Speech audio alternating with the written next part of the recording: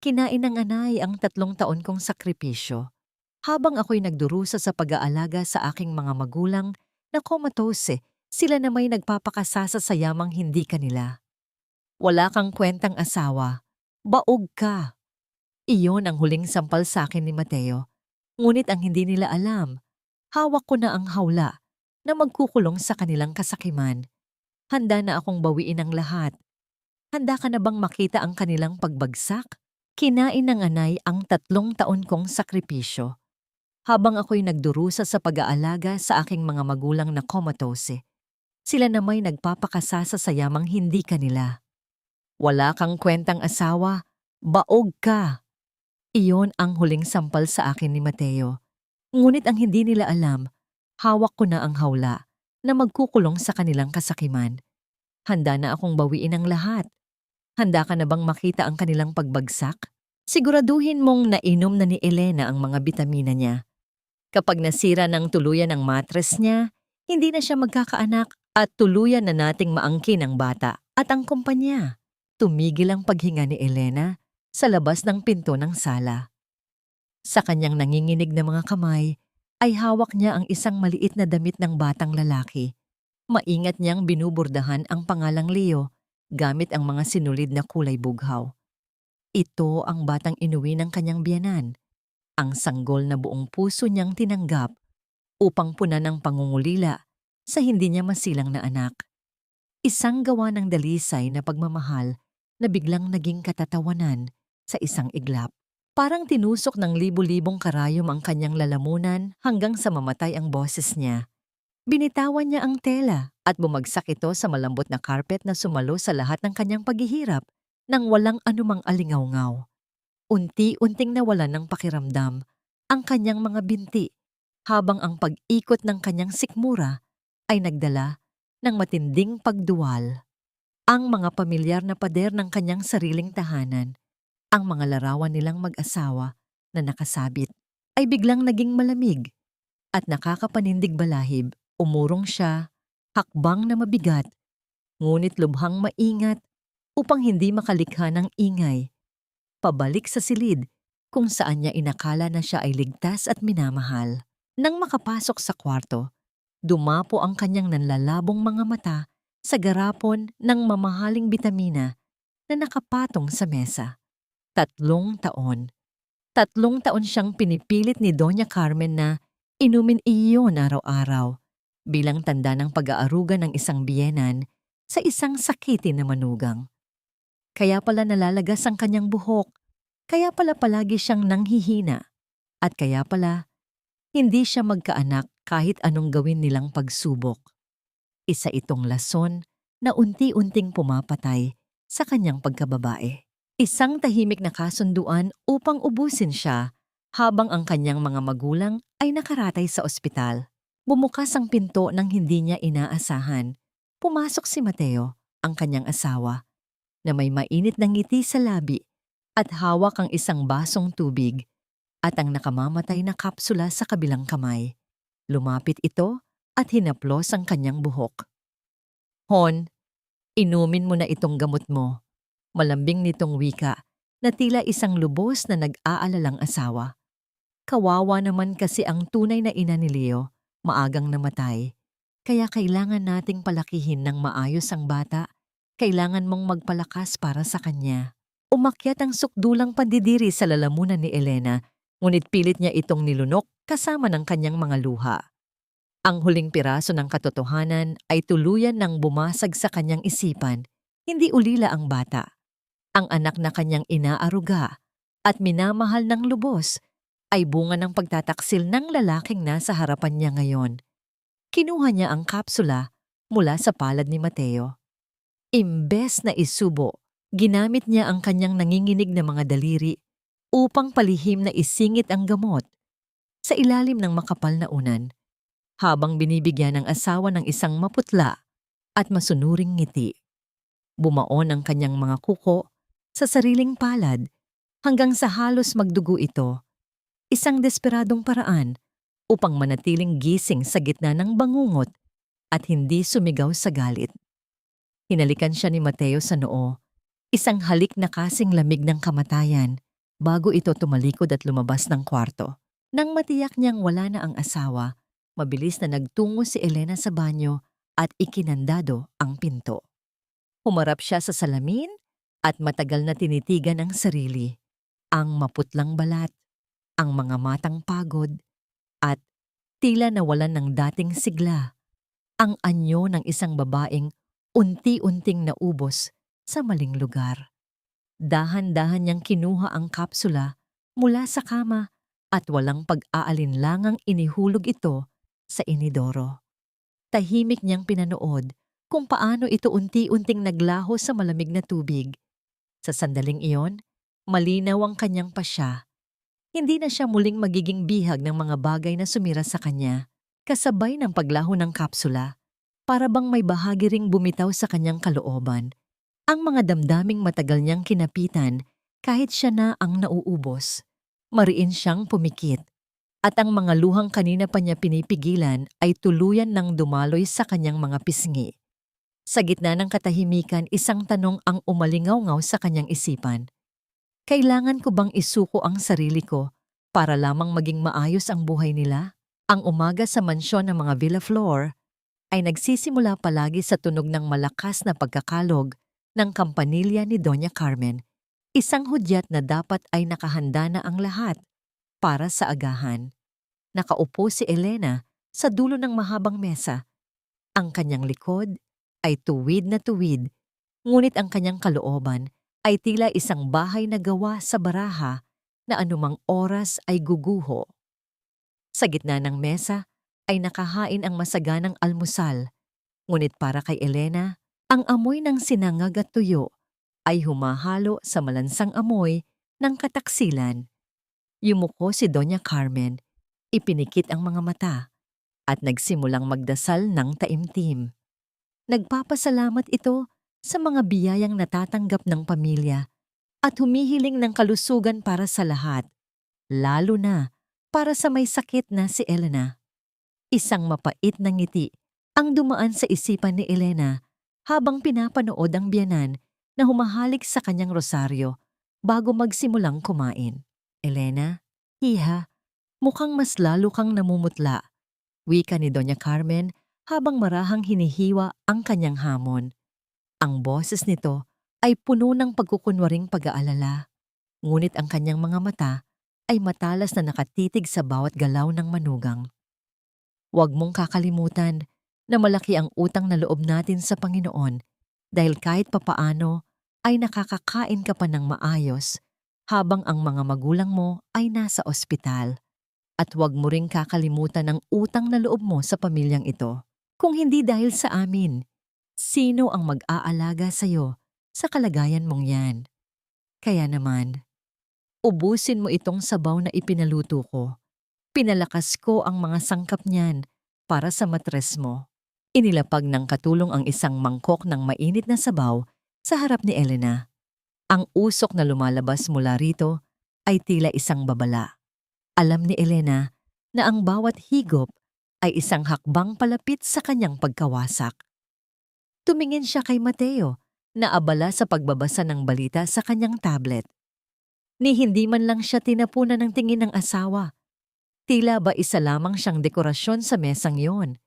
Gamit ang kanyang kutsara, dahan-dahang hinalo ni Elena ang sabaw. Ramdam niya ang nanunuring tingin ni Doña Carmen na tila hinihintay ang bawat patak na pumasok sa kanyang bibig. O bakit tinititigan mo lang? Inumin mo na habang mainit pa. Pagpupumilit ng matanda, ang tono nito ay unti-unti nang nawawalan ng pasensya. Isang marahang ubo ang pinakawalan ni Elena at kinuha ang mangkok. Inilapit niya ito sa kanyang labi. Dahan-dahang uminom, ngunit sa bawat sip-sip ay tinitiyak niyang nasa loob lamang ng kanyang bibig ang likido at hindi dumaan sa kanyang lalamunan. Nagkunwari siyang kukuha ng tissue upang punasan ang kanyang bibig at sa isang mabilis na pagkakataon nang lumingon si Doña Carmen para kumuha ng tubig, iniluwan ni Elena ang sabaw sa loob ng tissue at itinapon ito sa ilalim ng mesa, diretso sa paso ng isang malaking halaman na nasa tabi niya. Sa sandaling iyon, Tumakbo papasok sa silid kainan ang maliit na si Leo. Ang bata ay masayang lumapit kay Elena at yumakap sa kanyang binti. "Mama, laro tayo!" Masayang sigaw ng bata. Kumirot ang puso ni Elena. Gusto niyang itulak ang bata. Gusto niyang isigaw na hindi siya ang ina nito. Ngunit ang inosenteng mukha ni Leo ay nagpahinto sa kanya. Hinaplos niya ang buhok ng bata, isang haplos na puno ng pagkalito at pait. Ito ang batang bunga ng panloloko sa kanya, ang batang ginagamit upang tuluyan siyang alisan ng puwang sa pamilyang ito. Tumayo si Mateo at lumapit sa kanya. Hinalikan siya sa pisngi bago kinuha ang kanyang bag. "Aalis na ako, Hon. Magpahinga ka lang ha. Huwag mong pagurin ang sarili mo." Wika nito na may kasama pang haplos sa balikat. Ang init ng kanyang kamay ay tila naging yelo sa balat ni Elena. Pinanood niya ang pag-alis ng asawa, ang lalaking nangako sa kanya ng habambuhay na katapatan, ngunit ngayon ay dahan-dahan siyang pinapatay sa ilalim ng sarili nilang bubong.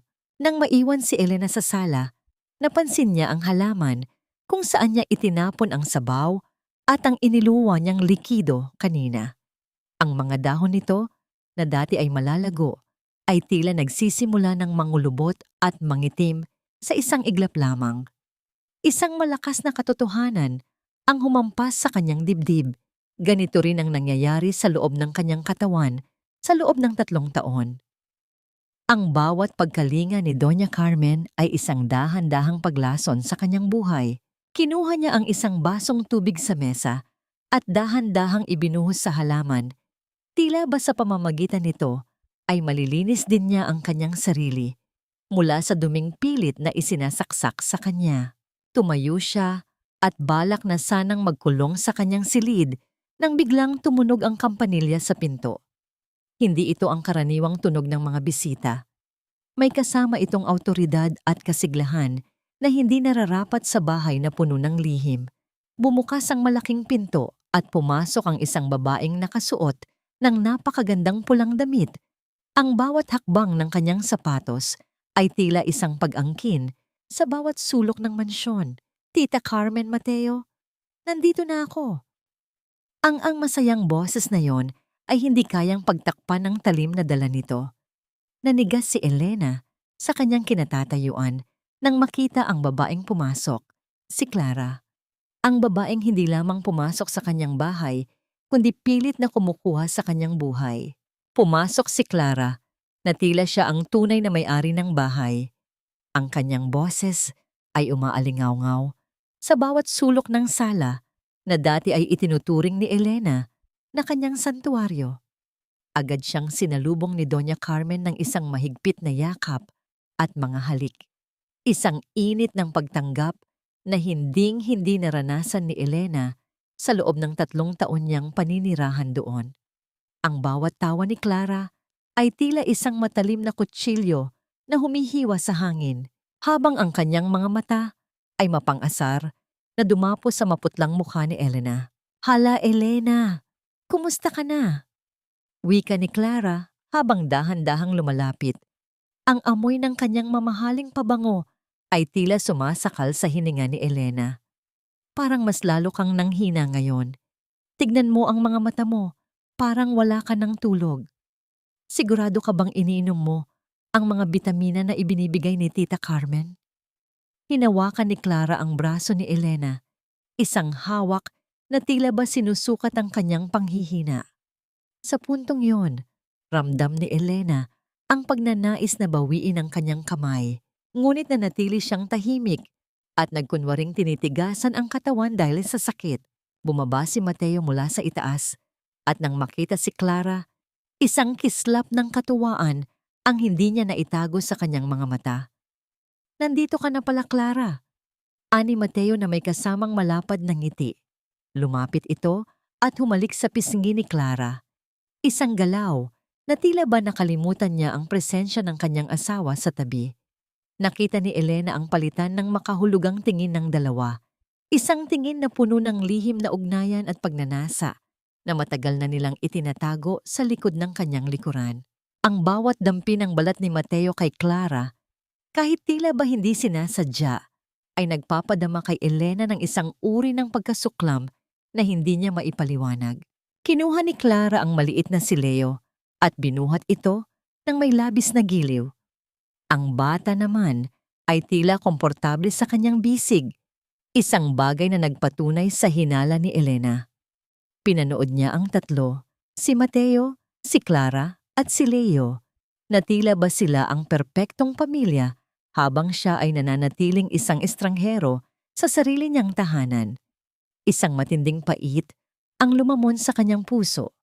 Ngunit sa gitna ng sakit ay unti-unting nabuo ang isang malamig na determinasyon. Hindi siya papayag na tuluyan nilang maagaw ang lahat nang walang kalaban-laban. Habang abala ang lahat sa pagtatawanan, lumapit si Elena kay Clara sa pagkukunwaring aayusin ang buhok nito na nagulo dahil sa paglalaro kay Leo. Hayaan mo na ako, Clara. Ang gulo na ng buhok mo dahil kay Leo, malambing na wika ni Elena. Sa isang mabilis at maingat na pagkakataon, mabilis siyang nakakuha ng ilang hibla ng buhok mula sa ulo ni Clara at agad itong itinago sa loob ng kanyang maliit na bulsa. Ramdam niya ang mabilis na tibok ng kanyang puso, hindi dahil sa takot, kundi dahil sa unang hakbang ng kanyang paniningil. Nagpaalam si Elena na kailangan niyang magpahinga dahil sumasakit ang kanyang ulo.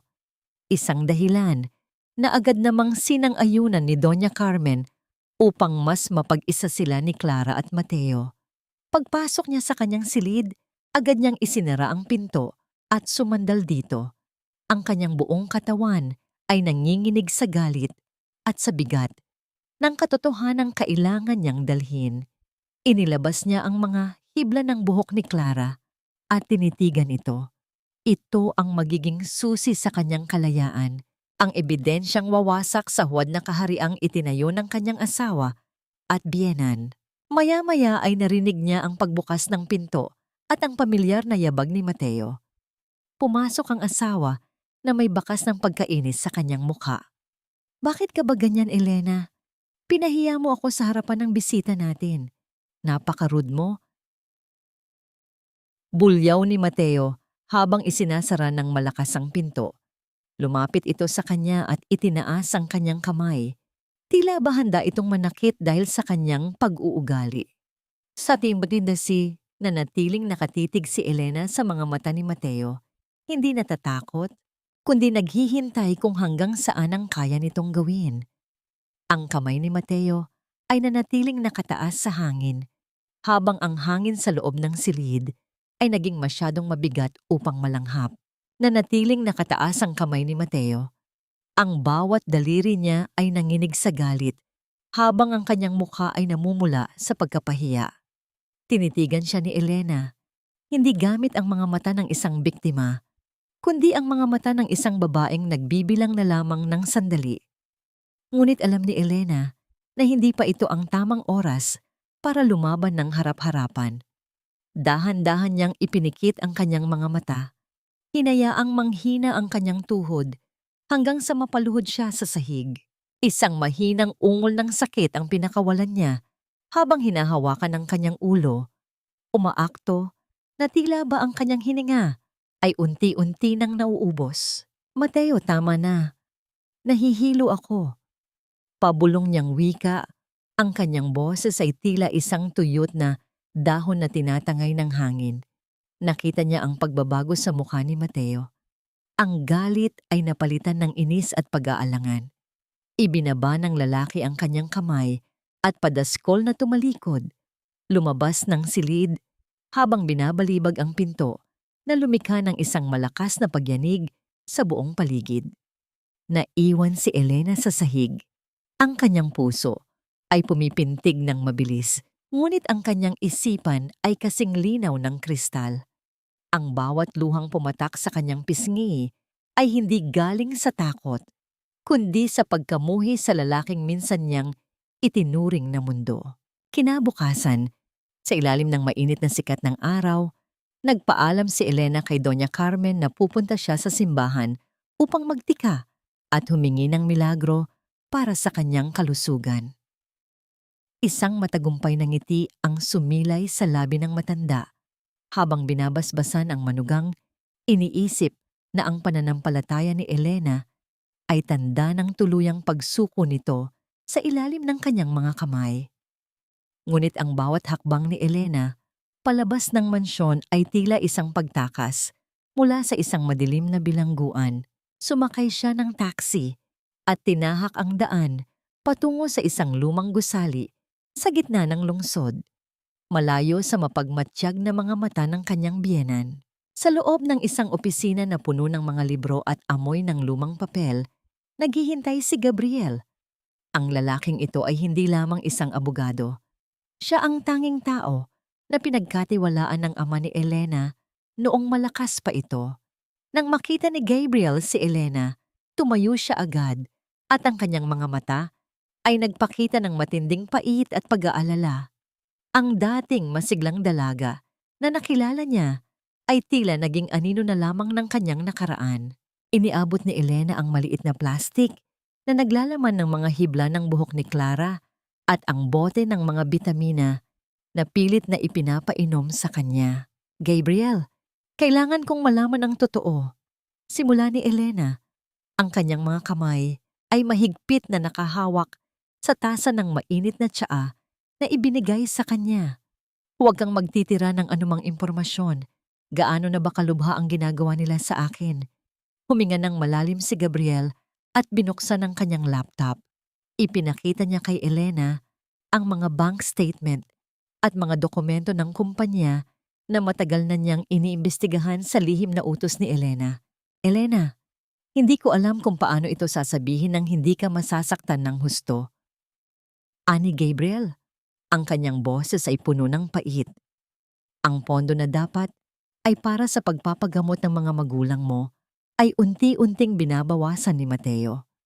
Ang mga bayarin sa ospital ay hindi na nababayaran ng buo sa loob ng 6 na buwan. At ang perang nawawala, lahat iyon ay napupunta sa mga ari-arian na nakapangalan kay Clara. Isang condo unit sa Makati, isang lupain sa Batangas. Lahat iyon ay galing sa pawis at dugo ng pamilya mo habang pinapanood ka nilang manghina sa loob ng bahay na yon. Nanigas ang buong katawan ni Elena. Ang bawat salita ni Gabriel ay tila isang malaking bato na bumabagsak sa kanyang dibdib. Dinudurog ang anumang natitirang tiwala sa kanyang puso. Ang kanyang mga magulang, ang mga taong nagbigay sa kanya ng lahat, ay pinababayaan ng sarili niyang asawa habang ang kabit nito ay nagpapakasasa sa karangyaan. Ang kanyang mga kuko ay bumaon sa kanyang palad habang ang isang matinding galit na mas mainit pa sa anumang apoy ay nagsimulang mag-alab sa kanyang kalooban. Salamat, Gabriel. Wika ni Elena, ang kanyang boses ay hindi na nangangatal. Ngayon, ang kanyang boses ay malamig at puno ng awtoridad. Gawin mo ang lahat para makuha ang resulta ng DNA at ang pagsusuri sa gamot na yan. Handa na akong sunugin ang lahat ng itinayo nilang kasinungalingan. Habang papatayo si Elena, biglang tumunog ang kanyang telepono sa loob ng kanyang bag. Isang mensahe mula sa hindi kilalang numero ang bumungad sa kanya na nagmula sa ospital kung saan nakaratay ang kanyang mga magulang. Miss Elena, kailangan niyo pong pumunta rito sa lalong madaling panahon. Ang inyong asawa, si Mr. Mateo, ay kasalukuyang nakikipag-usap sa mga doktor tungkol sa pagtigil ng life support ng inyong mga magulang dahil sa kakulangan ng pondo. Nabitawan ni Elena ang kanyang bag. Ang mundo ay tila huminto sa pag-ikot at ang tanging naririnig niya ay ang mabilis na tibok ng kanyang sariling puso na tila isang tambol na nagbabadya ng isang madugong labanan. Ang bawat hakbang ni Elena sa kahabaan ng pasilyo ng ospital ay tila isang pagtakas mula sa hukay ng kamatayan. Ang amoy ng gamot at malinis na sahig ay hindi nagbigay sa kanya ng kapanatagan, kundi ng isang uri ng takot na nagpabilis sa tibok ng kanyang puso. Mula sa malayo, nakita niya si Mateo na nakatayo sa labas ng kwarto ng kanyang mga magulang, kasama ang isang doktor na hindi pamilyar sa kanya. Ang mukha ni Mateo ay nakasuot ng maskara ng kalungkutan. Ang kanyang mga balikat ay nakababa na tila bapasan niya ang buong mundo. Ngunit para kay Elena, ang bawat galaw ng asawa ay isang malinaw na pagtatanghal ng kasinungalingan. Mabuti at dumating ka. Bungad ni Mateo nang makita siya. Ang kanyang boses ay puno ng malambing na pighati. Sinasabi ko lang kay Doc na baka kailangan na nating hayaang magpahinga sina Mama at Papa. Masyado na silang nahihirapan at ang pondo natin ay paubos na. Ayaw ko lang na makita kang nagdurusa ng ganito. Inabot ni Mateo ang kamay ni Elena upang amuhin siya. Ngunit sa pagkakataong ito, mabilis na iniwas ni Elena ang kanyang katawan. Ang bawat salita ni Mateo ay tila isang patak ng asido na sumusunog sa kanyang pandinig.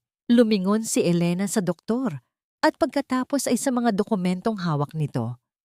Ang kanyang mga kamay ay nanginginig, hindi dahil sa panghihina, kundi dahil sa nag-aalab na puot na pilit niyang ikinukubli sa likod ng kanyang maputlang mukha.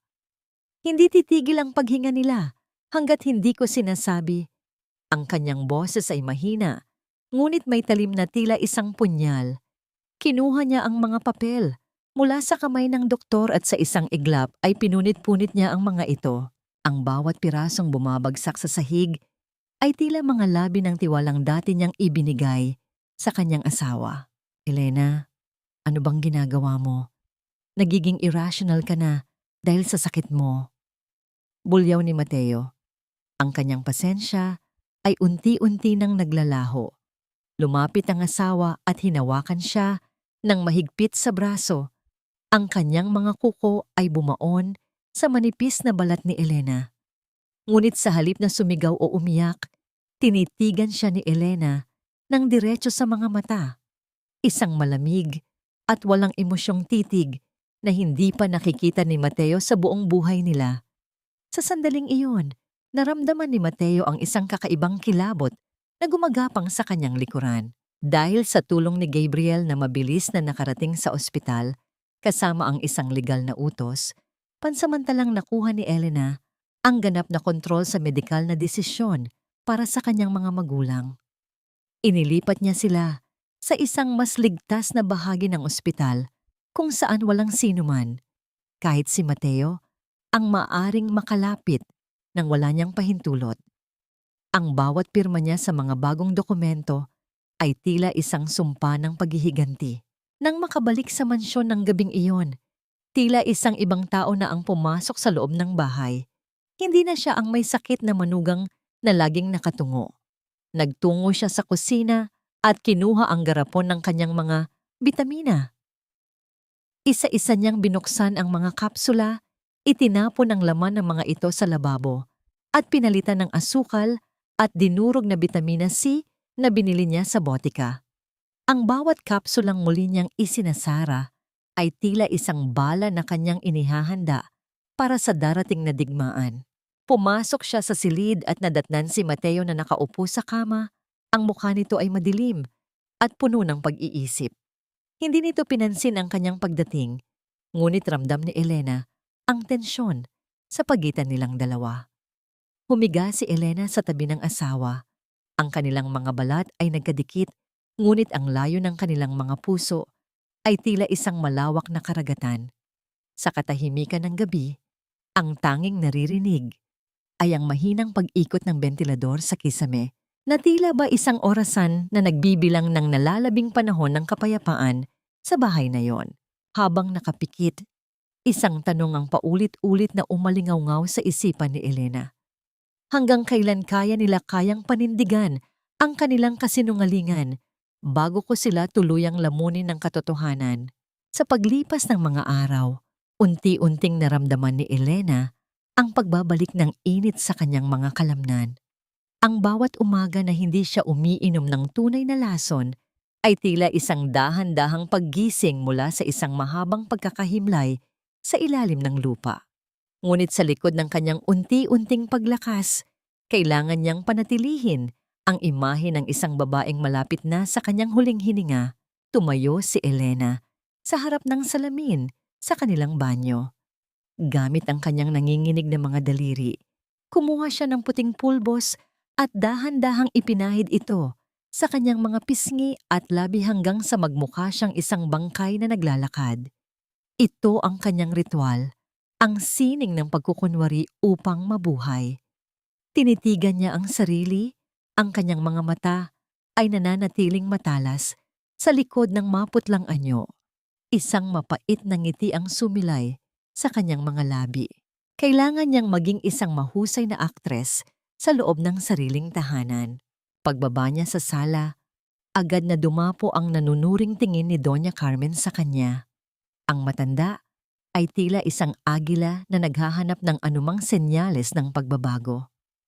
Elena, tila nagiging mapula ang iyong mga pisngi nitong mga nakaraang araw. Pansin ni Doña Carmen, ang kanyang boses ay puno ng hinala. Sigurado ka bang iniinom mo ang lahat ng ibinibigay ko sa'yo? O baka naman nagpapabaya ka na sa iyong kalusugan? Naramdaman ni Elena ang pagbilis ng tibok ng kanyang puso. Hindi siya sumagot agad. Sa halip, hinayaan niyang manginig ang kanyang buong katawan. Bigla siyang humawak sa gilid ng sofa at dahan-dahang bumagsak ang kanyang katawan sa sahig. Nagkunwari siyang kinakapos ng hininga. Ang kanyang mga mata ay tumirik ng bahagya habang ang kanyang mga kamay ay kumakalmot sa hangin. Isa itong perpektong pagtatanghal ng isang taong inaatake ng sakit sa sistema ng nerbiyos. Ay Diyos ko! Mateo! Tulong! Sigaw ni Doña Carmen, ngunit sa likod ng kanyang boses na tila nag-aalala, nakita ni Elena ang isang mabilis na kislap ng katuwaan sa mga mata ng matanda. Lumapit ang biyanan at hinawakan ang kanyang balikat. Tila ba tinitiyak kung tuluyan na siyang nawalan ng malay. Sa sandaling makita ni Doña Carmen na tila lalong lumalala ang kalagayan ni Elena, narinig ni Elena ang isang mahinang buntong hininga ng kaluwagan mula sa matanda. Ang kumpirmasyon na gumagana pa rin ang lason sa isipan ni Carmen, ang tanging kailangan ni Elena upang maging ligtas sa loob ng ilang araw. Nang dinala siya ni Mateo sa silid upang magpahinga, nagkunwari siyang mahimbing na natutulog. Nang matiyak niyang nakaalis na ang asawa at abala sa pag-ayos ng sasakyan sa labas, dahan-dahang bumangon si Elena. Kinuha niya ang isang maliit na recording device na ibinigay sa kanya ni Gabriel. Gamit ang dahilan na kukuha lamang siya ng sariwang hangin, lumapit siya sa kotse ni Mateo at mabilis na isiningit ang aparato sa ilalim ng upuan ng driver sa isang bahagi na hinding-hindi mapapansin ng sinuman. Nang sumapit ang hating gabi, habang mahimbing na natutulog si Mateo sa kanyang tabi, kinuha ni Elena ang kanyang cellphone at ikinonekta ito sa aparato sa sasakyan. Isinuot niya ang kanyang earphones at hinayaan ang katahimikan ng gabi na mapuno ng mga boses mula sa nakaraan. Ang bawat salitang narinig niya ay tila isang malamig na tubig na ibinuhos sa kanyang buong pagkatao. Ang boses ni Clara ay narinig niyang humahagik-gik. Kasunod ang boses ni Mateo na puno ng pagkayamot. Kailan mo ba siya papalayasin, Mateo? Nababagot na akong magtago sa dilim. Gusto ko nang tirahan ang mansyong iyan kasama ang anak natin. Wika ni Clara. Kaunti na lang, Clara. Sagot ni Mateo. Ang tono nito ay kasing lamig ng bakal. Hinihintay ko lang na tuluyan nang mawala ang kanyang katinuan o ang kanyang buhay. Kapag namatay siya, hindi lamang ang kumpanya ang mapupunta sa atin, kundi pati ang malaking insurance na kinuha ko para sa kanya. Konting tiis na lang, magiging atin na ang lahat. Nanigas si Elena sa kanyang kinahihigaan. Ang tunog ng kanilang tawanan sa loob ng sasakyan ay tila isang sumpa na paulit-ulit na humahampas sa kanyang pandinig.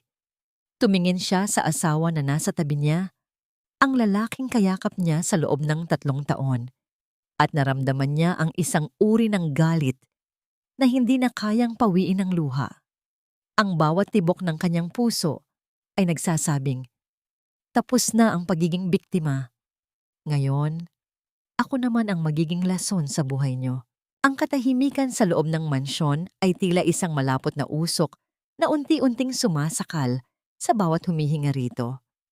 Habang nagtitimpla ng tsaa sa kusina, pinagmamasdan ni Elena ang kanyang sariling mga kamay. Hindi na ito nanginginig. Ang bawat galaw niya ay kalkulado. Bawat kilos ay may layunin. Ngayong alam na niya ang balak ni Mateo na kunin ang kanyang buhay para sa pera ng insurance, isang bagong uri ng kapangyarihan ang dumadaloy sa kanyang mga ugat. Ang kapangyarihan ng isang taong wala ng takot mawalan. Dahan-dahan siyang lumapit sa sala kung saan abala si Doña Carmen sa pagbibilang ng mga koleksyon mula sa kanilang paupahan. Ang matanda ay tila isang gahaman na nilalang na hindi nasasapatan sa gintong hawak niya. Inilapag ni Elena ang tsa sa harap ng biyanan nang may matamis ngunit malamig na ngiti. Mama, napansin ko po dinala ni Mateo ang ilan sa mga lumang alahas ni Papa kahapon. Ang sabi niya po ay ipapalinis niya. Pero nakita ko ang resibo ng isang sanglaan sa loob ng kanyang kotse. Pabulong na wika ni Elena, ang kanyang boses ay puno ng pagkukunwaring pag-aalala. Nakita ni Elena ang biglang pagbabago sa mukha ni Doña Carmen. Ang kislap ng kasakiman sa mga mata nito ay napalitan ng matinding galit at hinala. Para sa isang babaeng tulad ni Carmen, ang pagnanakaw sa kanya ay isang kasalanang hindi mapapatawad. Kahit pa sarili niyang anak ang gumawa nito. Ano? Isinangla niya ang mga alahas nang hindi ko alam? Nanginginig ang boses ng matanda sa galit. Alam ni Elena na ang butas na ginawa niya sa tiwala ng mag-ina ay unti-unti nang lumalaki. Hindi pa natatapos ang hapon nang dumating si Clara sa mansyon. Ang kabit ni Mateo ay mas lalong naging mapangahas sa kanyang pananamit at kilos, tila ba tinitiyak na bawat sulok ng bahay ay nababahiran ng kanyang presensya. Ngunit sa pagkakataong ito, hindi na natiling tahimik si Elena. Habang naghahanda ng merienda, sadyang iniwan ni Elena ang isang maliit na sapatos ng sanggol sa gitna ng hagdanan. Isang sapatos na hindi kay Leo, kundi isang bagong bili na may tatak ng isang mamahaling butik. Nang makita ito ni Clara, agad na nagbago ang anyo ng kanyang mukha. Isang matinding selos ang gumuhit sa kanyang mga mata. Iniisip na baka may ibang babae pa si Mateo o baka naman may itinatago itong plano na hindi kasama ang kanilang anak. Ang kawalan ng seguridad ni Clara ang naging pinakamabisang sandata ni Elena. Pinanood ni Elena mula sa dilim ng pasilyo kung paano mag-away ang dalawa sa loob ng silid. Ang mga sigawan at sumbatan na dati ay sa kanya lamang ipinupukol ay ngayon ay sila-sila na ang nagbabitawan.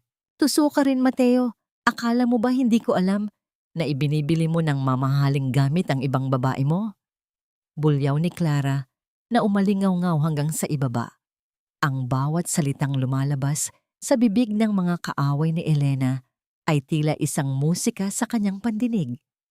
Ang kumpanya ng kanyang mga magulang ay dahan-dahan na ring nababawi ni Gabriel sa legal na paraan. At ang bawat pirasong lupang kinuha ni Mateo ay unti-unti nang naililipat pabalik sa pangalan ni Elena nang hindi nila nalalaman. Nang sumapit ang gabi, pumasok si Mateo sa kanilang silid na hapong-hapo at tila pasan ng lahat ng problema sa mundo. Lumapit ito kay Elena at niyakap siya mula sa likuran, isang yakap na puno ng kaplastikan at pangangailangan. Ramdam ni Elena ang init ng hininga ng asawa sa kanyang leeg. At sa halip na manginig sa takot, isang malamig na ngiti ang sumilay sa kanyang mga labi. Hon, malapit na ang anibersaryo natin, bulong ni Mateo. Ang kanyang boses ay tila isang ahas na dahan-dahang gumagapang. May malaking sorpresa ako sa iyo sa gabing iyon. Isang sorpresa na hinding-hindi mo malilimutan. Gusto ko lang na maging handa ka dahil iyon ang magiging simula ng bagong buhay nating dalawa. Alam ni Elena ang ibig sabihin ng sorpresang iyon. Iyon ang gabing plano ni Mateo na pilitin siyang pumirma sa lahat ng transfer documents ng kumpanya bago siya tuluyang dispatsahin. Hinarap ni Elena ang asawa, hinawakan ang mukha nito ng may pekeng pagmamahal at tinitigan ang mga mata ng demonyong nagtatago sa likod ng guwapong mukha nito. Handang-handa na ako, Mateo. Hindi mo alam kung gaano ko na hinihintay ang gabing iyon. Ang katahimikan ng gabi sa loob ng mansyon ay biglang binalot ng matinis at walang tigil na iyak ni Leo. Ang tunog na yon ay tila isang babala na pumunit sa huwad na kapayapaan ng tahanan. Mabilis na bumangon si Elena mula sa kanyang pagkakahiga. Ang kanyang katawan ay dahan-dahang naglalakad patungo sa silid ng bata. Naririnig niya ang mga yabag ni na Mateo at Doña Carmen sa pasilyo. Ang kanilang mga boses ay puno ng pagkairita at takot kaysa sa tunay na pag-aalala. Bakit ba hindi tumitigil ang batang iyan sa kaiiyak? Baka marinig tayo ng mga kapitbahay. Bulong ni Doña Carmen habang hawak ang kanyang noo. Mateo, dalhin mo na sa ospital, baka kung ano na yan. Umiling si Mateo. Ang kanyang muka ay bakas ng pag-aalinlangan. Hindi pwede, Ma. Kapag dinala natin siya sa ospital, magtatanong ang mga doktor tungkol sa mga dokumento niya. At kapag nakita nila ang kondisyon ni Elena na kasama natin, baka magkaroon pa ng imbestigasyon. Konting punas-punas lang yan. Gagaling din siya. Narinig ni Elena ang lahat mula sa likod ng pinto. Ang kasakiman ng dalawa ay higit pa sa buhay ng sarili nilang dugo at laman. Sinubukan nilang tawagan si Clara, ang tunay na ina ng bata. Sa pamamagitan ng nakatagong baby monitor, narinig ni Elena ang boses ni Clara sa kabilang linya. Mateo, puyat ako sa trabaho. Kayo na ang bahala riyan. Hindi ba't si Elena naman ang tumatayong ina? Hayaan niyo siyang magpuyat.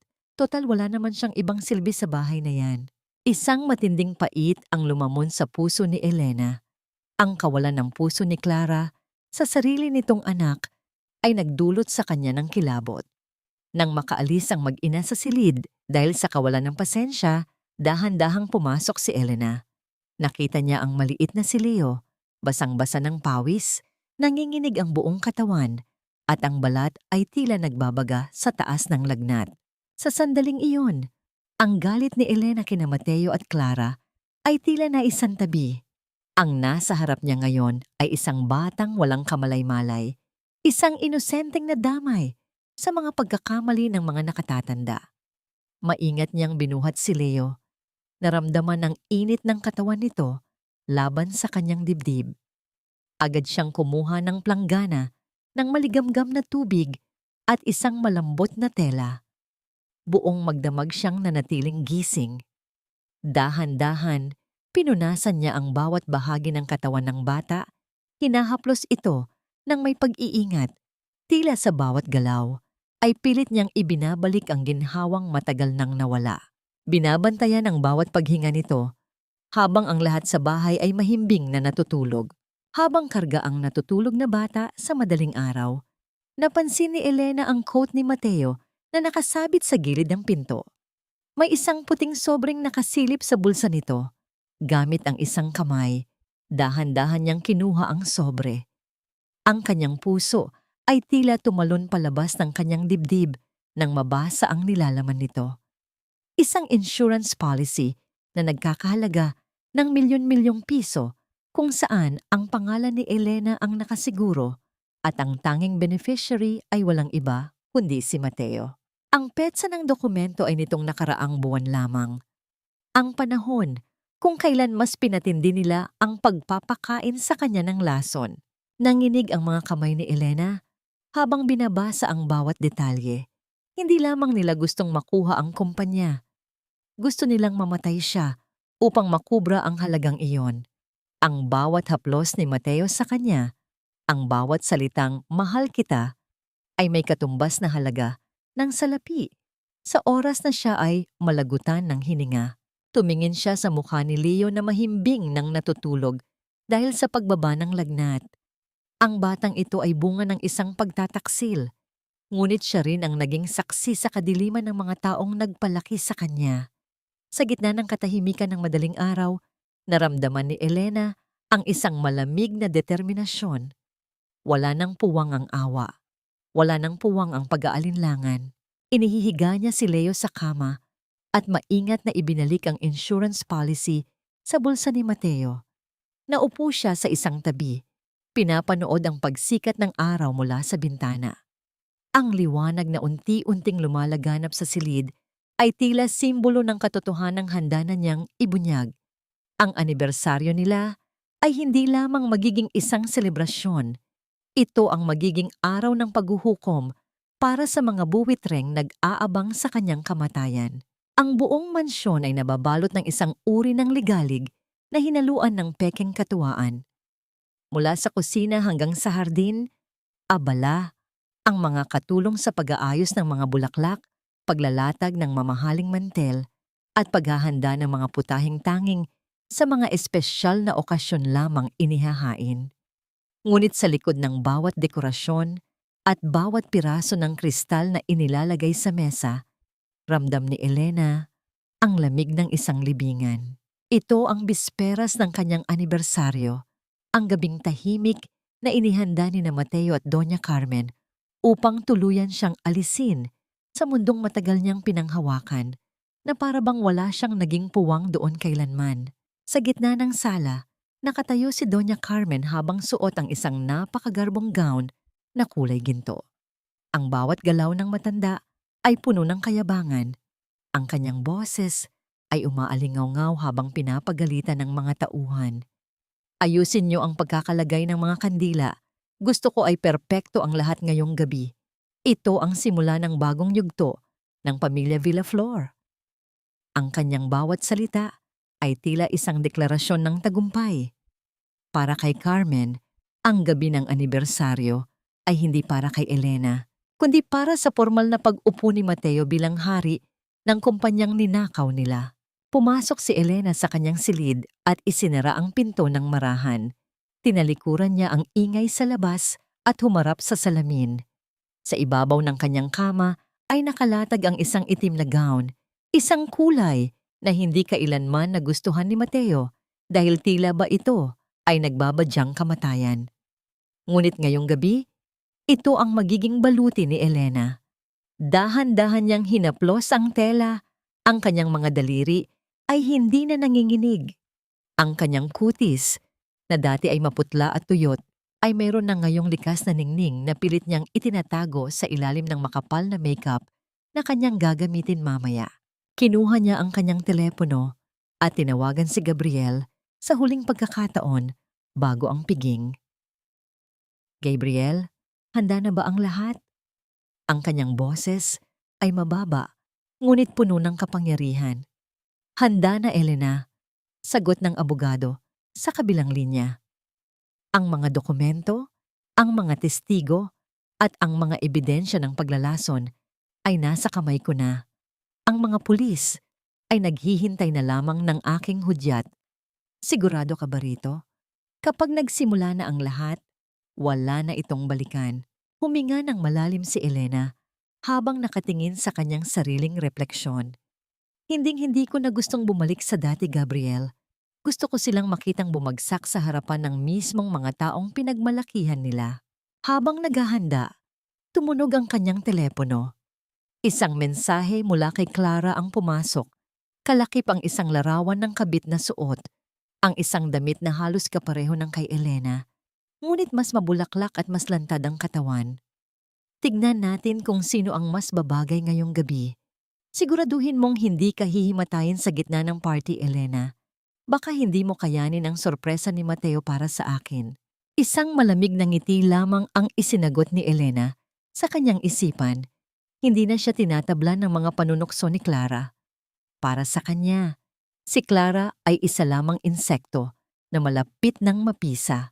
Pumasok si Mateo sa silid, nakasuot ng isang napakagandang tuxedo at tila ba siya ang pinaka-inosenteng lalaki sa mundo. Lumapit ito kay Elena at hinalikan ang kanyang balikat. Hon, handa ka na ba? Ang ganda mo sa itim, bagamat medyo malungkot ang kulay na yan para sa isang selebrasyon.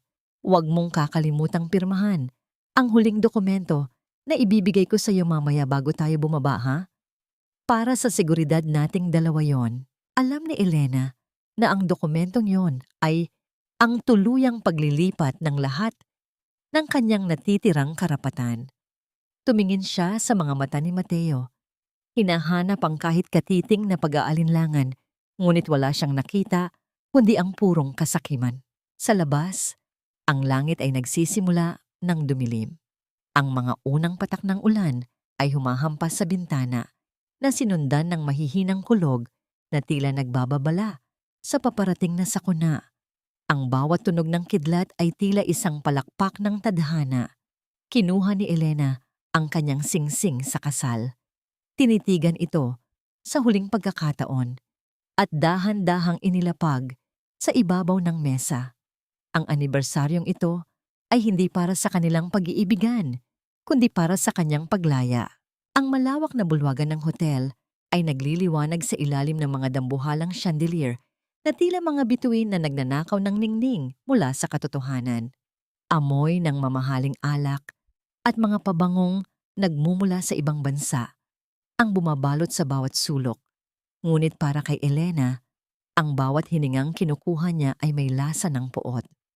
Ang mga pader na nababalutan ng velvet at ang mga mesang puno ng kristal ay nagsisilbing saksi sa isang marangyang pagtatanghal ng kasinungalingan. Dito, sa harap ng pinakamataas na lipunan ng bansa, ay gaganapin ang huling yugto ng panloloko ni na Mateo at Doña Carmen. Nasa gitna ng lahat si Doña Carmen, suot ang kanyang gown na kulay ginto na tila ba siya ay isang reyna na nakaupo sa isang trono ng mga ninakaw na kayamanan. Ang bawat tawa niya ay matining at puno ng pagmamayabang habang tinatanggap ang bati ng mga panauhin. Sa tabi niya ay si Mateo, ang larawan ng isang matagumpay at mapagmahal na asawa. Ang kanyang tuxedo ay walang kahit isang lukot. Kasing linis ng kanyang mga salita, ngunit kasing dumi ng kanyang konsensya. Sa hindi kalayuan, nakatayo si Clara. Hindi ito nagtago sa dilim. Sa halip, suot nito ang isang pulang damit na tila isang hamon sa lahat. Ang kwintas na brilyante na nasa kanyang leeg, ang kwintas na pagmamay-ari ng pamilya ni Elena, ay nagniningning sa ilalim ng mga ilaw. Ang bawat sulyap ni Clara kay Mateo ay may kasamang pag-aari, isang lihim na pagdiriwang ng kanilang tagumpay sa gitna ng maraming tao. Biglang bumukas ang malaking pinto ng bulwagan. Ang ingay ng mga tawanan at kwentuhan ay unti-unting napalitan ng isang nakabibinging katahimikan. Pumasok si Elena. Hindi siya ang babaeng maputla at mukhang mamamatay na inaasahan nilang makita. Suot ang kanyang itim na gown na tila bagawa sa mga anino ng gabi. Ang kanyang bawat hakbang ay lumilikha ng tunog na tila isang babala sa bawat pandinig. Ang kanyang ulo ay nakataas. Ang kanyang mga mata ay nagniningning sa ilalim ng manipis na belo ng kanyang tapang. Ang kanyang aura ay masyadong malakas, masyadong makapangyarihan, na tila ba ang buong bulwagan ay naging maliit para sa kanyang presensya. Napatigil si Mateo sa pag-inom. Ang baso sa kanyang kamay ay muntik nang mabitawan nang makita ang pagbabago sa kanyang asawa. Ang nangiti ni Doña Carmen ay tila nanigas sa kanyang mukha.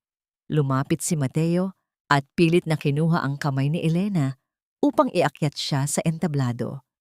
Ang kanyang hawak ay mahigpit, isang paalala na kailangan niyang sumunod, ngunit ang balat ni Elena ay kasing lamig ng bakal. Tumayo si Mateo sa harap ng mikropono. Ang bawat salita niya ay punong-puno ng pagkukunwari. Ngayong gabi, ipinagdiriwang natin ang 3 taon ng pagmamahalan at sakripisyo. Ngunit higit sa lahat, ipinagdiriwang natin ang katatagan ng aking asawa, si Elena. Dahil sa kanyang kalusugan, napagpasyahan naming magkasama na ilipat ang lahat ng responsibilidad ng kumpanya sa aking pangalan upang hindi na siya mahirapan pa. Isang mahinang palakpakan ang narinig mula sa mga panauhin, ngunit sa puso ni Elena, ang bawat palakpak ay tila isang hampas ng latigo.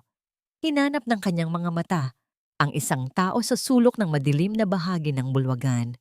Doon, nakatayo si Gabriel, ang isang tipid na pagtango ng abogado, ang nagbigay kay Elena ng huling piraso ng lakas na kailangan niya.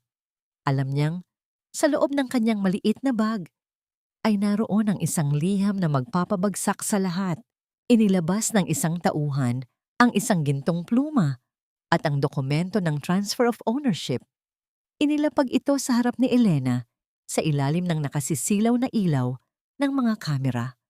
Ang bawat flash ng kumuha ng larawan ay tila isang kidlat na nagbabadya ng bagyo.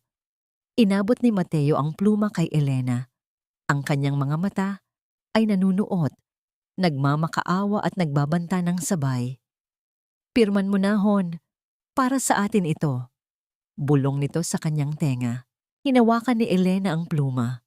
Ang dulo nito ay naramdaman niya sa ibabaw ng papel. Tumingin siya sa mga tao. Pagkatapos ay kay Doña Carmen na tila hindi na makapaghintay na maangkin ang lahat. At huli ay kay Clara na nakangiti ng may panalo. Isang misteryosong ngiti ang sumilay sa mga labi ni Elena. Isang ngiti na hindi para sa isang biktima, kundi para sa isang nagwagi. Sa ilalim ng nakasisilaw na mga ilaw ng entablado, tila huminto ang pag-ikot ng mundo. Hawak ni Elena ang gintong pluma. Ang dulo nito ay ilang milimetro na lamang ang layo mula sa papel na tatapos sa kanyang karapatan. Tumingin siya kay Mateo. Ang mga mata ng kanyang asawa ay puno ng pag-asa, hindi para sa kanilang kinabukasan, kundi para sa yaman na malapit na niyang mahawakan. Pagkatapos, dahan-dahang binaling ni Elena ang kanyang paningin sa mga panauhin, sa mga kamera na kumikislap, at kay Doña Carmen na tila hindi na makahinga sa pananabik. Sa halip na ilapat ang dulo ng pluma sa pirmahan, dahan-dahang binuksan ni Elena ang kanyang mga daliri. Bumagsak ang gintong pluma sa sahig ng entablado. Isang tunog na bagamat mahina ay tila isang malakas na pagsabog sa gitna ng katahimikan ng bulwagan. Isang mapait at matapang na ngiti ang sumilay sa kanyang mga labi. "Hindi ko ito pipirmahan." Ang boses ni Elena ay umalingaw-ngaw sa buong bulwagan gamit ang mikropono. Hindi na ito ang boses ng isang may sakit na babae. Ito ay boses ng isang reynang handa nang bawiin ang kanyang kaharian. "Elena, ano bang ginagawa mo? Nagkakahiyaan tayo rito." Bulong ni Mateo. Ang kanyang mukha ay biglang namutla, habang pilit na pinapanatili ang isang pilit na ngiti para sa mga panauhin. Hinawakan niya ng mahigpit ang braso ni Elena, ngunit sa pagkakataong ito, buong lakas na iwinaksi ni Elena ang kanyang kamay. "Ang nakakahiyang katotohanan, Mateo, ay hindi ang hindi ko pagpirma," wika ni Elena habang humaharap sa madla. "Ang tunay na kahihiyan ay ang katotohanang 3 taon niyo akong dahan-dahang nilalason sa loob ng sarili kong tahanan." Isang malakas na singhap ang narinig mula sa mga tao. Nagkaroon ng bulungan na tila ba isang kawan ng mga bubuyog na nagkakagulo. Biglang nagdilim ang paligid at ang malaking screen sa likuran ng entablado na dapat ay magpapakita ng video ng kanilang anibersaryo ay biglang nagliwanag. Hindi mga larawan ng pag-ibig ang lumabas, kundi ang mga kopya ng bank statements ni Mateo, ang mga resibo ng kondo na binili para kay Clara, at ang mga larawan ng kanilang lihim na pakikipagtagpo. "Ano ito? Mateo, ipaliwanag mo ito!" Sigaw ng isang stockholder mula sa unahan. Ngunit hindi pa doon natatapos ang lahat. Ang boses ni Mateo at Clara ay biglang umalingaw-ngaw sa mga speaker ng hotel. Ang recording mula sa sasakyan kung saan pinag-uusapan nila ang pagkamatay ni Elena at ang pagkolekta ng insurance money. "Kailangan ko lang na tuluyan nang mawala ang kanyang katinuan o ang kanyang buhay. Magigingatin na ang lahat." Ang boses ni Mateo ay tila isang sumpa na bumabalot sa buong silid. Si Doña Carmen ay tila nawalan ng lakas sa kanyang mga binti. Napaupo siya sa sahig, humahawak sa kanyang dibdib, at nagkukunwaring inaatake sa puso upang makuha ang atensyon ng mga tao. Ngunit lumapit si Elena sa kanya. Kinuha ang isang folder mula kay Gabriel na ngayon ay nasa tabi na niya at itinapon ang mga papeles ng laboratorio sa harap ng matanda.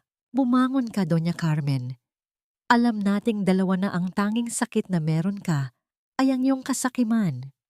Malamig na wika ni Elena. Narito ang resulta ng pagsusuri sa mga bitamina na ipinipilit niyo sa akin. Thallium at arsenic. Nilalason niyo ako upang makuha ang kumpanya ng mga magulang ko habang sila ay nakaratay sa ospital. Si Clara, na kanina ay nakangiti ng may panalo, ay dahan-dahang umaatras patungo sa pinto. Ngunit hinarangan siya ng mga tauhan ng seguridad. Ang buong bulwagan ay naging isang eksena ng kaguluhan at kahihiyan para sa pamilya Villaflor. Ang mga flash ng kamera na kanina ay para sa celebration.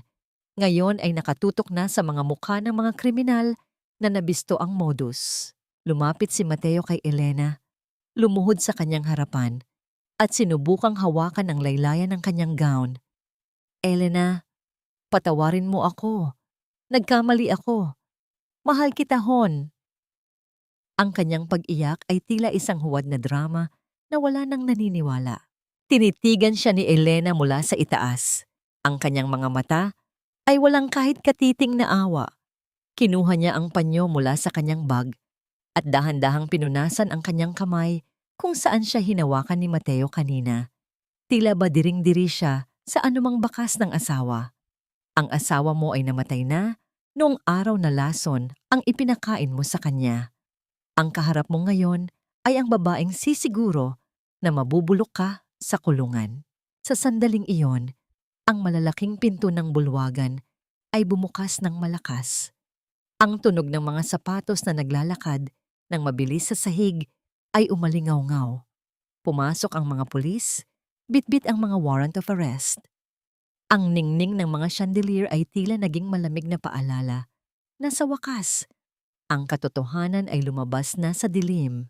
Ang bawat hakbang ng mga pulis sa makinis na sahig ng bulwagan ay tila isang hatol ng tadhana na hindi na mababawi pa. Ang ingay ng mga bulungan mula sa mga panauhin ay tila naging isang malakas na dagundong ng panghuhusga. Sa gitna ng lahat, nakatayo si Elena, matatag at hindi natitinag habang pinapanood ang pagguho ng kahariang itinayo sa ibabaw ng kanyang mga luha. Mateo Villaflor at Doña Carmen Villaflor, inaaresto kayo sa mga kasong estafa, qualified theft, at frustrated murder. Ang boses ng opisyal ay malinaw at walang bahid ng pag-aalinlangan. Inilabas ng mga pulis ang mga posas. Ang tunog ng mga bakal na naglalapat sa isa't isa ay umaling-aungaw sa katahimikan ng silid. Isang tunog na mas masakit pa sa anumang sampal para sa mga taong sanay sa karangyaan. Si Doña Carmen ay tila isang hayop na nasingit sa patibong. Ang kanyang gown na kulay ginto ay tila nawalan na ng kislap. Wala kayong karapatan. Hindi niyo ba alam kung sino ako? Elena, sabihin mo sa kanila na nagkakamali sila. Utang na loob mo sa amin ang lahat. Ang kanyang boses ay naging matinis at puno ng pait. Ang maskara ng pagiging banal ay tuluyan ng natanggal. Inilalabas ang isang mukhang puno ng puot at kasakiman. Ngunit hindi kumibo si Elena. Tinitigan lamang niya ang kanyang biyenan ng may halong habag at pagkasuklam. Alam ni Elena na ang utang na loob na laging isinusumbat sa kanya ay bayad na ng 20 taon ng pagdurusa at ng lason na pilit nitong ipinainom. Si Mateo naman ay tila isang basang sisiw.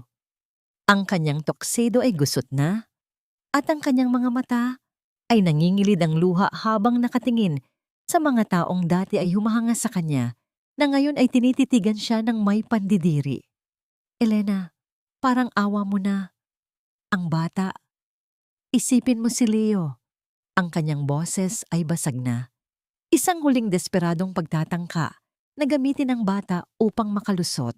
Si Leo ay hindi kailanman naging rason para gawin niyo ito sa akin, Mateo. Malamig na tugon ni Elena. Si Leo ay biktima rin ninyo at sisiguraduhin kong hindi siya lalaki sa ilalim ng inyong anino. Samantala, si Clara ay pilit na kumakawala sa pagkakahawak ng mga gwardiya. Wala akong alam. Napilitan lang ako. Si Mateo ang may kasalanan ng lahat. Sigaw ni Clara. Tila ba isang ahas na handang tuklawin ang kanyang sariling kasabwat para lamang makaligtas. Ngunit lumapit si Gabriel. at iniabot ang isang folder sa mga pulis, ang mga ebidensya ng pakikipagsabuatan ni Clara sa pagbili ng mga bawal na gamot na ginamit pampalason. Ang mukha ni Clara ay biglang naging abo sa takot. Habang hinihila sila palabas ng bulwagan, ang mga flash ng kamera ng mga media at mga bisita ay walang tigil sa pagkutitap.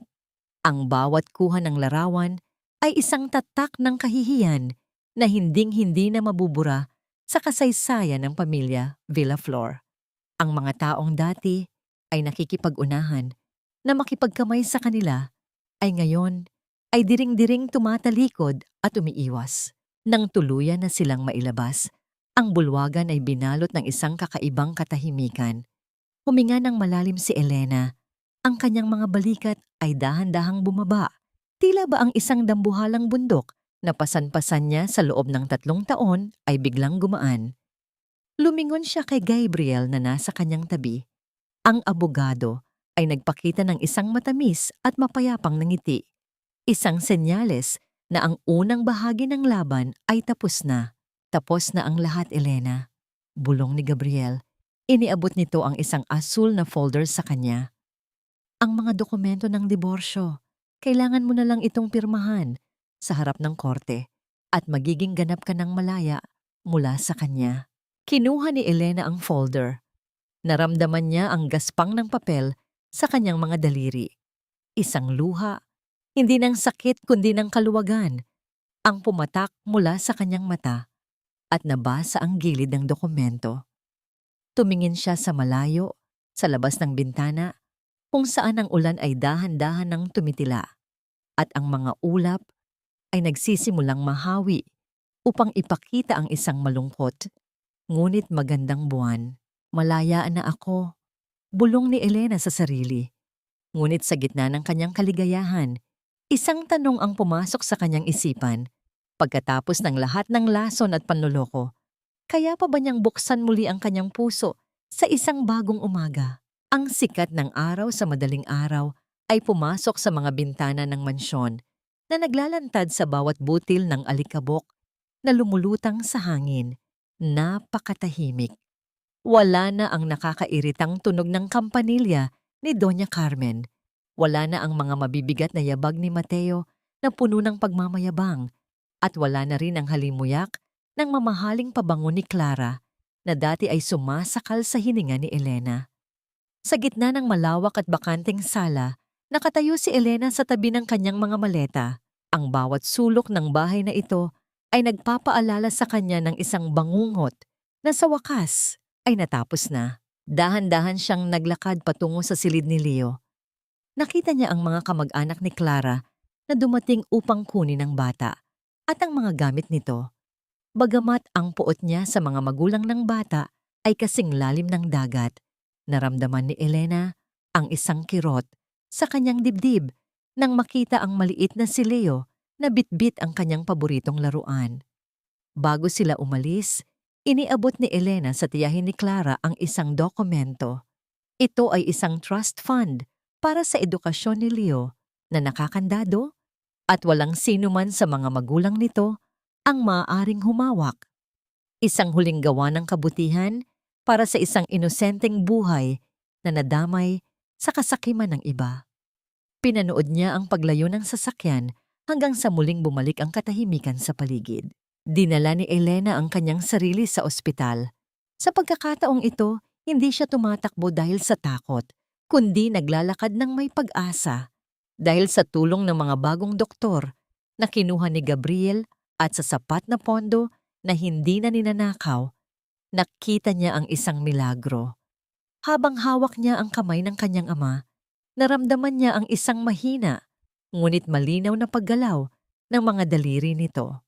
Ang bawat pintig ng buhay sa kamay ng kanyang ama ay tila isang pangako na ang lahat ay magiging maayos din.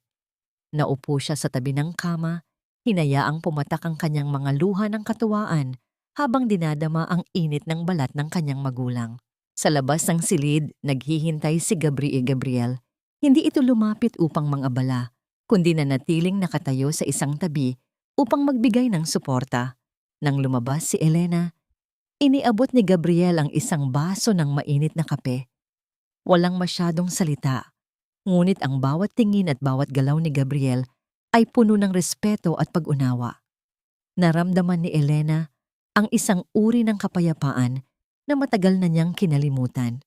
Ang pagtitiwala ay isang sugat na mahirap gamutin, ngunit ang presensya ni Gabriel ay tila isang banayad na gamot na dahan-dahang nagpapahilom sa kanyang nagdurugong puso.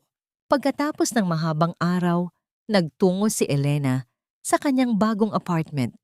Isang maliit, ngunit maliwanag na espasyo na malayo sa alaala ng pamilya Villaflor. Inilapag niya ang kanyang mga gamit at huminga ng malalim. Sa unang pagkakataon sa loob ng 3 taon, wala siyang kailangang pagsilbihan. Wala siyang kailangang katakutan.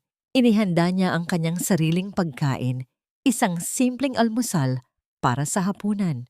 Naupo siya sa tabi ng bintana at pinanood ang mga ilaw ng lungsod.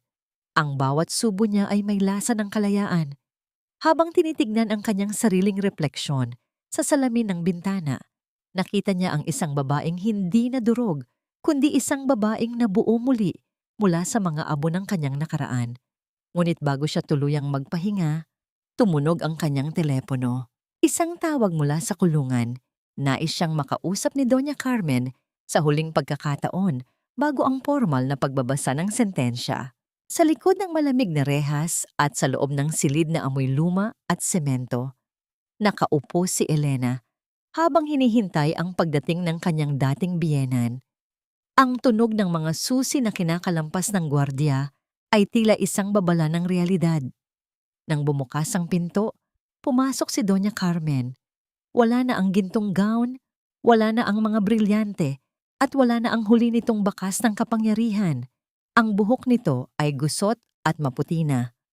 Ang balat ay tila tuyot na dahon at ang mga mata ay puno ng takot na binalutan ng desperasyon. Elena, hiha. Ang boses ni Carmen ay nangangatal, hindi na dahil sa galit, kundi dahil sa pagmamakaawa. Lumapit ang matanda at sinubukang hawakan ang kamay ni Elena sa kabila ng lamesa. Patawarin mo kami.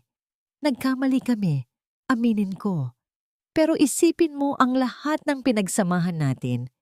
Ang utang na loob mo sa amin noong walang-wala ka. Huwag mo kaming pabayaan na mabulok dito. Pakusap, bawiin mo ang mga demanda.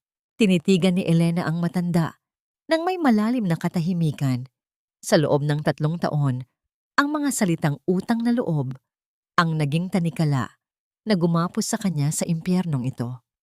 Ngunit ngayon, ang mga salitang yon ay tila wala ng bigat. Pinatawad ko na kayo, Doña Carmen. Ang boses ni Elena ay banayad, ngunit matatag na tila isang pader ng bato. Pinatawad ko na kayo, hindi dahil karapat-dapat kayo, kundi dahil gusto ko nang magkaroon ng kapayapaan ang aking puso. Ngunit ang kapatawaran ay hindi nangangahulugan na makakalaya kayo sa hustisya. Ang batas ay batas. Kailangan ninyong pagbayaran ng bawat patak ng lason na ibinigay ninyo sa akin. Tumayo si Elena at dahan-dahang tumalikod. Narinig niya ang pagsigaw at paghagulgol ni Carmen sa kanyang likuran. Ang mga sumpa at panalangin na naghahalo sa hangin. Ngunit hindi na niya ito nilingon pa.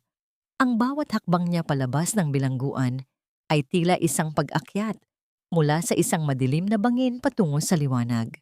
Pagkalipas ng ilang linggo, ang hatol ng korte ay formal nang ibinaba. Dahil sa dami ng ebidensya at bigat ng kasalanan, si Mateo at ang kanyang ina ay nahatulan ng mahabang taon sa loob ng kulungan. Si Clara naman ay nakatanggap din ng kaukulang parusa bilang kasabwat sa krimen.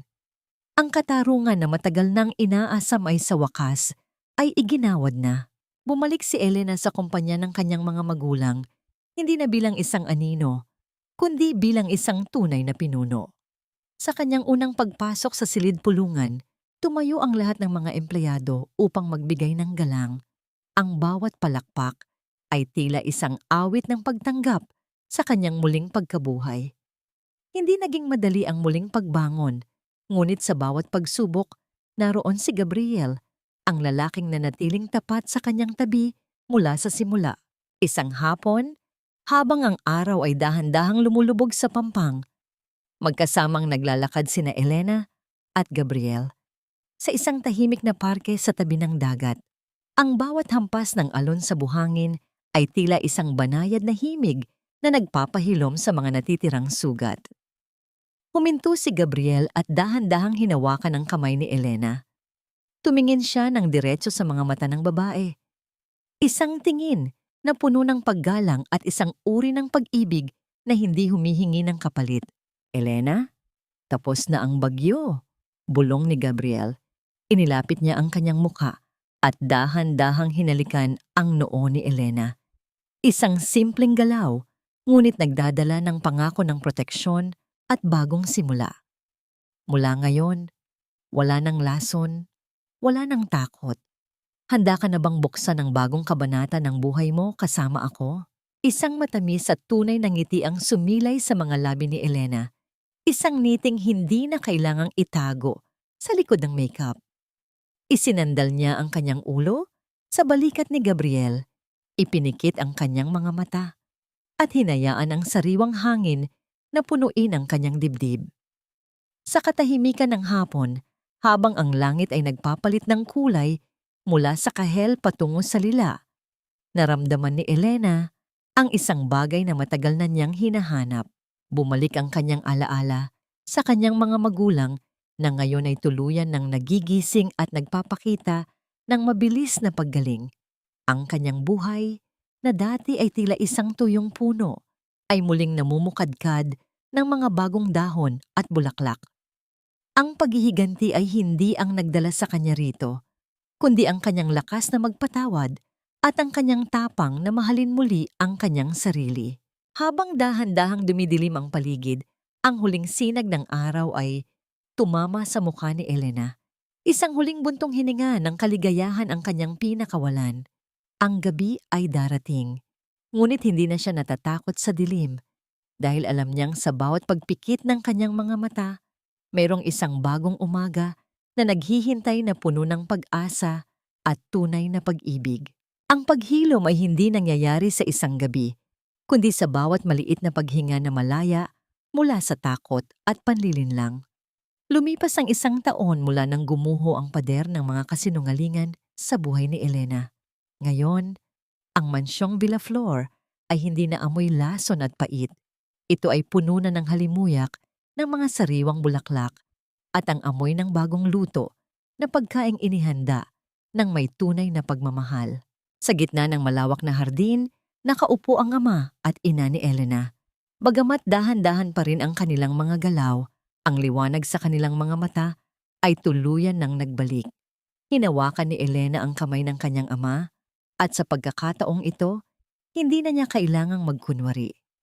Ang bawat haplos niya ay isang pasasalamat sa tadhana dahil binigyan siya ng pagkakataong mailigtas ang kanyang mga magulang mula sa kuko ng mga buwitre. Ang kapayapaang nadarama niya ngayon ay hindi lamang dahil sa tagumpay ng katarungan, kundi dahil sa pagbabalik ng kanyang tunay na pamilya. Tinanong ni Gabriel si Elena habang sila ay nakatanaw sa malayo kung napatawad na ba niya ng lubos sina Mateo at Doña Carmen. Ngumiti si Elena, isang ngiting sapat na upang ipaliwanag ang lahat. Pinatawad na niya ang mga ito, hindi dahil karapat-dapat silang kaawaan, kundi dahil ayaw na niyang magtira ng kahit katiting na lason sa kanyang puso. Ang pagpapatawad ay ang huling susi na nagpalaya sa kanya mula sa bilangguan ng nakaraan. Ngunit ang pagpapatawad ay hindi nangangahulugang kinalimutan niya ang mga aral. Ito ay nagsilbing baluti niya upang hindi na muling mapagsamantalahan ng iba. Natagpuan ni Elena ang tunay na binyen, hindi sa yaman ng kumpanya, kundi sa katahimikan ng kanyang gabi na wala ng kasamang pangamba. Ang bawat gabi na kasama niya si Gabriel, ang lalaking nagturo sa kanya na ang pag-ibig ay hindi dapat nakakasakal, kundi nagbibigay ng pakpak, ay isang patunay na ang bawat sugat ay may katapat na paghilom. Sa piling ni Gabriel, natutunan ni Elena na ang pagtitiwala ay muling naitatayo Dahan-dahan, na parang isang bahay na gawa sa matibay na bato, ang aral na iniwan ng kwentong ito sa lahat ng mga kababaihang nakikinig ay simple ngunit napakamakapangyarihan. Ang utang na loob ay hindi dapat maging dahilan upang hayaan mong tapakan ang iyong dangal at pagkatao. Ang tunay na pag-ibig ay hindi humihingi ng bulag na pagsunod at ang iyong halaga ay hindi nasusukat sa kung gaano mo kayang magtiis ng sakit. Ang bawat babae ay may kakayahang bumangon mula sa abo ng pagtataksil at maging mas matatag, mas matalino, at mas maningning kaysa dati.